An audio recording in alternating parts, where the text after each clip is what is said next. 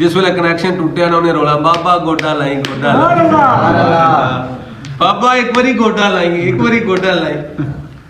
बाबे ने फिर गोडा लाया बाबे ने फिर गोडा ਉਹਦੇ ਨਾਲ ਗੋਡੇ ਦੇ ਜਿਸ ਵੇਲੇ ਲਾਇਆ ਨਾ ਕਨੈਕਸ਼ਨ ਫਿਰ ਜੁੜ ਗਿਆ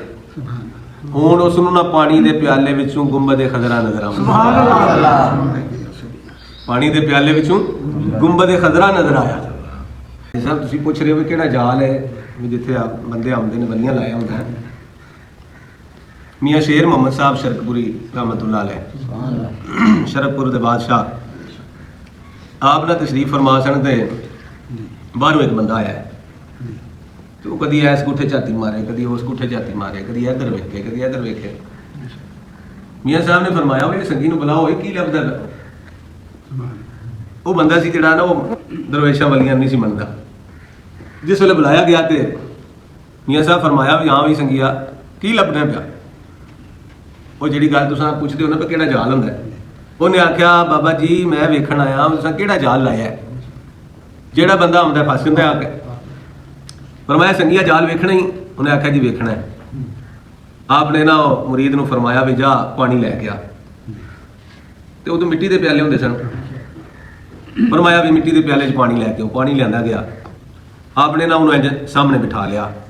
अपने सामने बिठा के ते पानी का प्याला दिता पर मैं संगिया पीना ही पर शरत वेख के पीना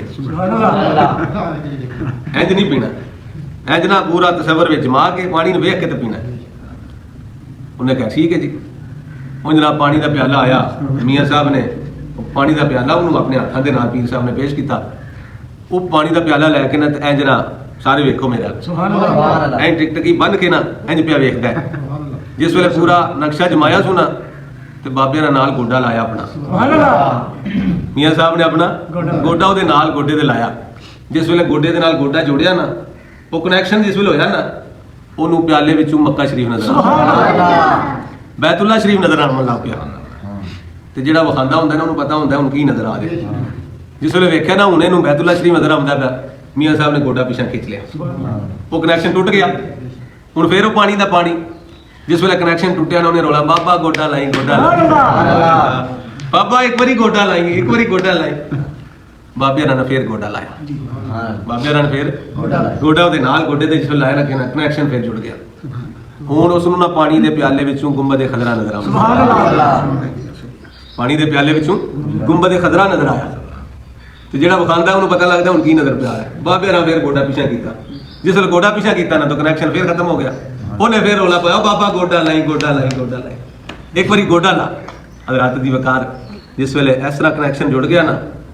तो मियाँ शेर मुहम्मद शरकपुरी रहमतुल्लाह अलैह फरमाया पता लगे असां केड़ा जाल लाया है सुभान अल्लाह वलियां ने केड़ा जाल लाया है असीं ये जाल लाया है जेड़ा को आंदा उन्होंने या मक्के पहुंचाने ते या मदीने सुभान अल्लाह ते बाबा जी ये जाल होंदा वलियां कोल तां बंदे जेड़े आंदे ने उन्हां दे करीब हो जांदे ने